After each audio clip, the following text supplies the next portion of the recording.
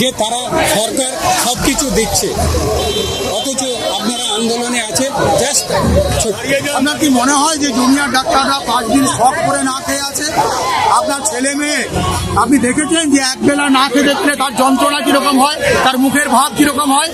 যারা মাননীয় সরকারে আছে, প্রশাসনে আছে, এই কথাগুলি যারা বলছেন তারা কি মানে মানবিক গুণ সম্পন্ন যদি কেউ তারা হন, তারা হচ্ছে 5 দিন না খেয়ে থাকা সন্তানের যন্ত্রণাটা তারা বুঝতে পারবেন। এবং হচ্ছে যে উৎসবে যারা আছেন নিশ্চয়ই আছেন, আমাদের কোনো কিছু করার নেই, কিন্তু আমার ছেলে মেয়েরা না খেয়ে আছে, আমার কাছে প্রতিবাদটাই হচ্ছে এখন প্রথম কাজ, যাতে আমার ছেলে মেয়েগুলিকে বাঁচাতে পারি চূড়ান্ত শারীরিক অবস্থার অবনতি হওয়ার আগে। এইটাই আমার এই মুহূর্তের একমাত্র কাজ। আমার মেয়েরা 45 বছর বয়স, ওরা তো আমার নাতির বয়সী প্রায়। এদের অনুসন্ধান আমি মেনে নিতে পারছি না, সেই জন্যই এসেছি। মন থেকে কিছুতেই মানতে পারছি না, বাড়িতে থাকতে পারছি না। বুকের ভেতরটা একেবারে মানে আমি বলে বোঝাতে পারবো না আপনাকে, আমার চোখে জল এসে যাচ্ছে যে কি এটা কি হচ্ছে।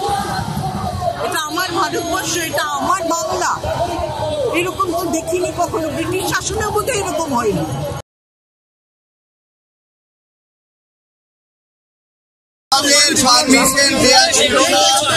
আমরা পরপর করেছিলাম, আমরা এনশিওর করেছি শান্তিপূর্ণভাবে কোনোভাবে কোনো ট্রাফিক ব্লক না করে এই মিছিলটা যাবে। এবং যারা অর্গানাইজার আছে তারা দায়িত্বশীল চিকিৎসক, তাদের সঙ্গে সাধারণ শান্তিপূর্ণ জনগণ এবং সাধারণ নাগরিক যারা এসে যুক্ত হয়েছে। এই পুজোর সময় উৎসবের যে মানুষের যে ঢল নামে সেটা আমাদের মাথায় আছে, এবং সেইটা রেখে কোথাও কোনো ট্রাফিক ব্লক না করে আমরা রাস্তার একটা ধার দিয়ে সুশৃঙ্খলভাবে যাব, এটা আমরা জানালাম পুলিশকে। পুলিশ আমাদের আলটিমেটলি বললো তাহলে ঠিক আছে, এইটুকুই বললো। আমরা হাঁটতে শুরু করার পর যারা অর্গানাইজার আছে তারা ট্রাফিক না বন্ধ করেই, ট্রাফিক কোনো ডিস্টার্ব না করেই তারা সুশৃঙ্খলভাবে মিছিল নিয়ে তারা মৌখিকভাবে অনুমতি দিলেন।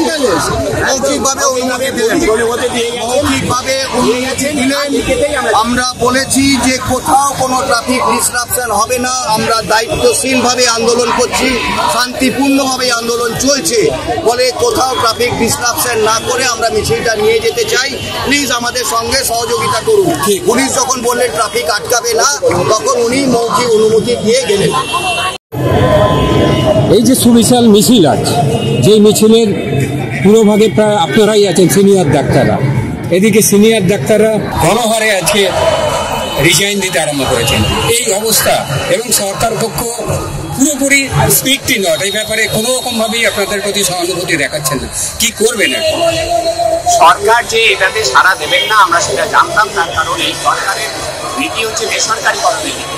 তারা আমার আপনার ট্যাক্সের পয়সায় যে সরকারি স্বাস্থ্য পরিকাঠামোর উন্নতি না ঘটিয়ে সেই পয়সা দিয়ে বেসরকারি হাসপাতাল, কর্পোরেট হাসপাতালে যাতে মুনাফা বাড়ে, সেই জন্য তারা আমার আপনার হাতে একটা করে স্বাস্থ্যসাথীর কার্ড করিয়ে দিয়েছে।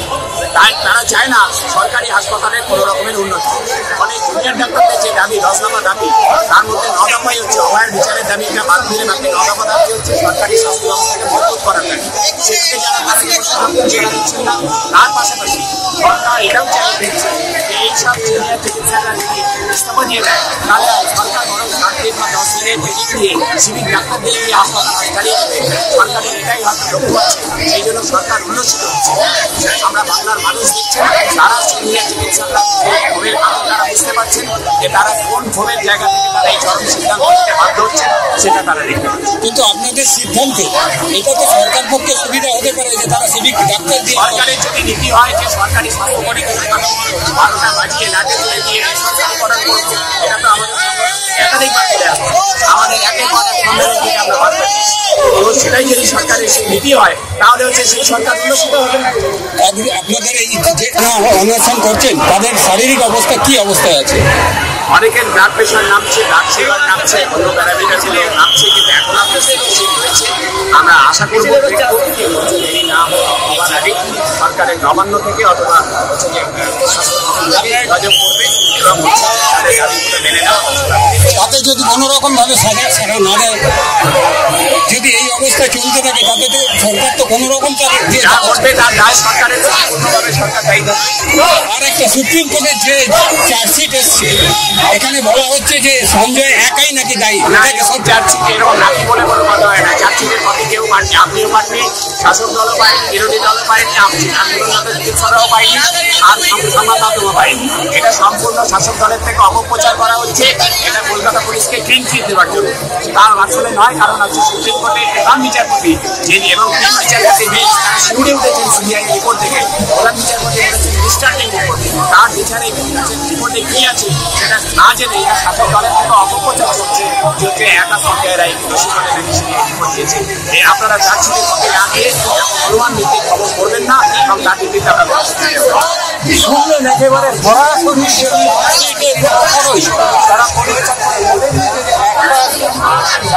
জামার মধ্যে প্রতিটি হাতের ছাপ আছে, কি বোঝাতে চাইছেন? এটাই বোঝাতে চাইছি যে এই রক্তটা, এই রক্তের যে স্টেন, এটা তো রক্ত নয়, রঙের স্টেন, এটা রিপ্রেজেন্ট করছে আমাদের অভয়ার রক্তকে এবং সারা বাংলার মানুষের রক্তকে, যে রক্ত প্রতিদিন ঝরছে শাসকের কোনো কিছু পদক্ষেপ না নেওয়ার জন্য, এবং যে অরাজকতা চলছে সেই অরাজকতার জন্য যে রক্ত ঝরছে প্রতিটা মুহূর্তে, সেই রক্তটাই রিপ্রেজেন্ট করছে এই দাম। সারা বাংলা এবং আমাদের অভয়া সবার যে রক্ত ঝরেছে তাকে রিপ্রেজেন্ট করছে এই দাম। একেবারে গণ রিজাইন দিয়ে তো শুরু করেছেন, তাতে তো সরকার পক্ষের সুবিধা। সরকার যে সিভিক ডাক্তার দেওয়ার পরিকল্পনা করেছিলেন তার এক ধাপ তো আপনারাই সুবিধা করে দেবেন কি? জানি না হঠাৎ করে সিভিক ডাক্তারের প্রশ্নটা এলো করা, এরকম কিছু কোনো ক্যাডার আছে বলে তো আমার জানা নেই। আর দুই হচ্ছে যারা ইস্তফা দিলেন তাদের যদি সত্যি গ্রহণ করা হয় বা তাদের এই কাজগুলি অন্য কারো পক্ষে করা সম্ভব সেইটা তো নিশ্চয়ই সেই বাস্তবতাটাও এরা সব করে ইস্তফা দেয়নি। এরা হচ্ছে যে কাজ করতে চায় না বলে ইস্তফা দেয়নি, এরা ইস্তফা দিয়েছে একটা প্রতিবাদ জানানোর জন্যে, ক্ষোভ জানানোর জন্য। এক তো এই ঘটনা থেকে, অভয়ার ঘটনা থেকে মানুষের ক্ষোভ, চিকিৎসকদের ক্ষোভ আছে। তারপরে এই বিগত 5 দিন ধরে আমাদের না হয়ে আছে, তারা ন্যায্য দাবিকে সামনে রেখে তারা অনশন অবস্থান করছে। এখন হচ্ছে যে সরকার পক্ষ থেকে কোনো সদস্য পায়নি। যদি অবিলম্বে সরকার হচ্ছে যে প্রশাসন যদি তাদের ব্যবস্থা দাবিটাকে মেনে নিয়ে তাদেরকে স্বাভাবিক জীবনে না ফেরান, আমরা আশঙ্কা করছি প্রতিটি মিনিটে তাদের শারীরিক অবস্থার অবনতি হতে পারে এবং প্রতিটি ঘন্টায় ইঞ্চি ইঞ্চি করে তারা হচ্ছে যে একটা খারাপ হতে পারে। এই অবস্থাকে আটকাতে পারেন একমাত্র সরকার, একমাত্র প্রশাসন। এদের কিছু হলে দায়ী একমাত্র তারাই থাকবে এবং এইটাকে এই দিকে সরকারের প্রশাসনের নজর নিয়ে আসার জন্যে সিনিয়র চিকিৎসক মাস এডুকেশন দিচ্ছেন।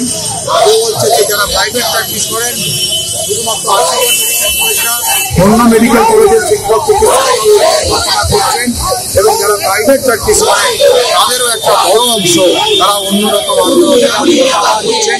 সবটাই হচ্ছে যে সব করে নয়, আন্দোলন করার জন্য নয়, কাউকে বিপদে ফেলার জন্য, সরকারের দৃষ্টি আকর্ষণ করার জন্য যে একটা কোনো ভয়ঙ্কর কিছু ঘটনা ঘটে যাওয়ার আগে আপনারা অবিলম্বে সদর্থক পদক্ষেপ গ্রহণ করে আমাদের ছেলে মেয়েদের স্বাভাবিক জীবনে ফেরার সুযোগ। কিন্তু সরকার পক্ষ বলছেন আমরা সব কাজ যা দাবি করা হয়েছে সব দাবি আমরা মেনে কাজ করছি, তারপরেও এই আন্দোলন করছেন। এর দায় যদি কিছু হয় বা এই যে জুনিয়র ডাক্তাররা অনশন করছেন যদি কিছু হয় তার দায় ওনাদেরই। আপনারা ভালোভাবেই জানেন যে এই এতদিন ধরে যে আন্দোলনগুলি চলছে, যে দাবিগুলি ছিল, সেই দাবিগুলি থেকে সরকার পক্ষ একটি কাজ করেছে, সেটি হচ্ছে যে কয়েকটি মানুষকে এক চেয়ার থেকে অন্য চেয়ারে সরিয়েছে। এই কসমেটিক চেঞ্জ ছাড়া আমরা কোনো পরিবর্তন এখনো পর্যন্ত দেখতে পাচ্ছি না। তাদের সুরক্ষার জন্য মহামান্য সুপ্রিম কোর্টের যে নির্দেশ ছিল সে কাজ যে হয়নি সেটা রাজ্য সরকার সুপ্রিম কোর্টে স্বীকার করেছে এবং তারপরেও এই শাসক দলের বিভিন্ন নেতা, মন্ত্রী, এমএলএ প্রত্যেক দিন তারা উস্কানি দিয়েছে। তারা চিকিৎসকদের বিরুদ্ধে জনগণকে তারা হচ্ছে যে সূচনা দিয়েছেন এবং তারপরে হচ্ছে জায়গায় সাগরপত্রে বলুন, রামপুরহাটে বলুন, রায়গঞ্জে বলুন, সমস্ত জায়গায় চিকিৎসক এবং এবং এই সমস্ত কিছুতে আমরা দেখলাম যে আমাদের রাজ্য সরকারের তহসিলে হেলথ সেক্রেটারির উপস্থিতিতে আমরা সুপ্রিম কোর্টে দেখেছি তিনি ঠাকুর দত্তের দুঃখজনক মৃত্যু নিয়ে মিথ্যা ভাষণ করেছেন। তাহলে এই ঘটনাগুলিকে প্রমাণ করে যে রাজ্য সরকার সবকিছু করছেন, এটা প্রমাণ করে না। এবং তার সঙ্গে যে এই যে গণতান্ত্রিক উপায়ে মানুষের যে মিছিল করার যে অধিকার, সেই অধিকারটাকে যেভাবে পুলিশ প্রশাসন থেকে প্রতিনিয়ত বাধা দেওয়া হচ্ছে, এমনকি অনশন মঞ্চে সেখানে জল যেতে দেওয়া হচ্ছে না, রক্তপথ নিয়ে যাওয়ার জন্যে, এমনকি টয়লেট রাখার জন্যে সেখানে প্রতি মুহূর্তে প্রশাসনের তরফ থেকে বাধা সৃষ্টি করা হচ্ছে। এটা কি প্রমাণ করে যে আমরা একটা গণতান্ত্রিক পরিসরের মধ্যে আমরা বেঁচে আছি? ওরা প্রমাণ করে না।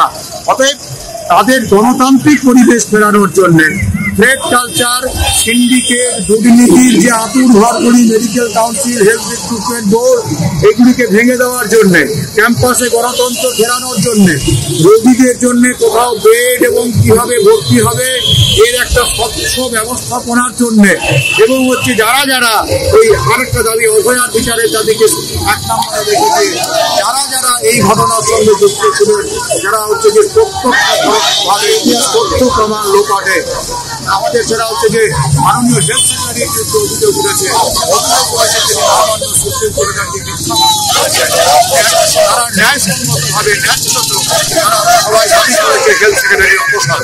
এই দাবিগুলিকে রাজ্য সরকার যদি মেনে না নেন, উপযুক্ত না নেন, তাহলে তারা কোনো কিছু করেছে সেটা প্রমাণ হয়।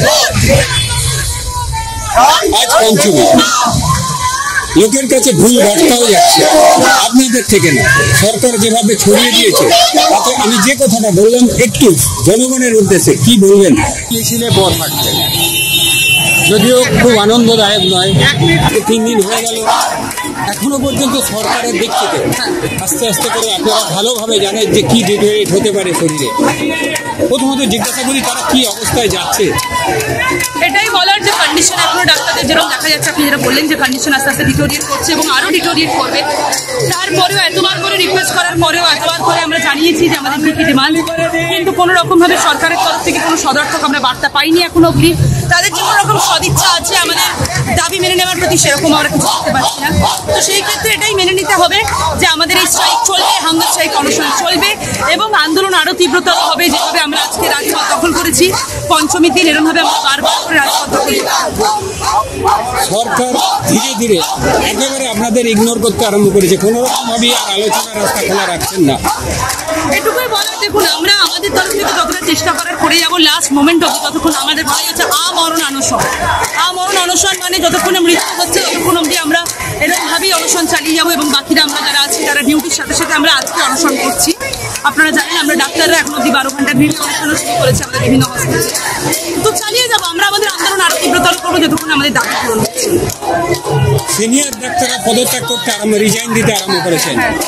সিনিয়র ডাক্তাররা আমাদেরকে সলিডারিটি জানানোর জন্য এবং আমাদের পাশে থাকার জন্য এই কাজটা করেছে এবং দেখা যাক সেটা মাননীয় কথা মেনে নেয় এবং সেটার জন্য যদি কোনো রকম স্টেপ নেন তারা, তাহলে